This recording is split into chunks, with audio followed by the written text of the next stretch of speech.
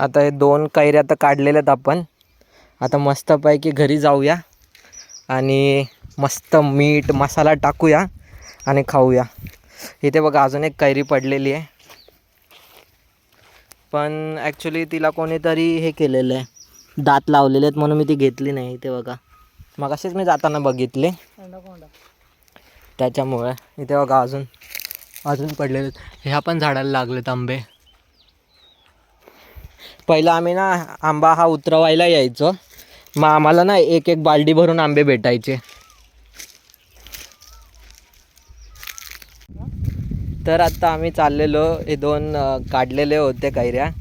तर सुशील बोलत होता की तिकडे कोकणामध्ये ॲक्च्युली इथे घाटावरती वगैरे असं नसतं कोणी म्हणजे कोणाच्या पण आंब्याचे वगैरे आंबे काढतं वगैरे, म्हणजे मोस्टली मी इथं बघितलेलं आहे. असं आंब्याजवळ काय असं मंतरलेलं वगैरे नसतं. पण मी कोकणामध्ये आमच्या गावी बघितलेलं आहे की भरपूर सारे आंब्यांच्या बागा वगैरे असतात ना, तर त्याच्या बाहेर असं घाबरवण्यासाठी वगैरे असं नारळ वगैरे लिंबू वगैरे असं ठेवलेलं असतं, जेणेकरून लोक घाबरून ते आंबे वगैरे काढू दे नाही.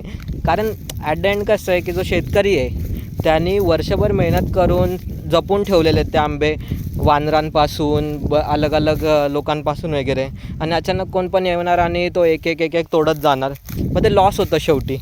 सो ते एक घाबरवण्यासाठी बोलू शकतो ना आपण की त्याचं राखण करण्यासाठी त्या पद्धतीने केलेलं असतं.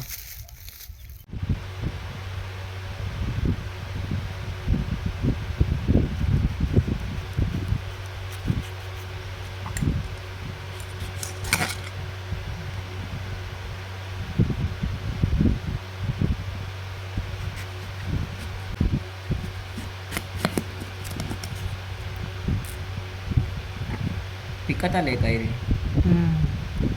पाड लागलाय बोलू शकतोय ना.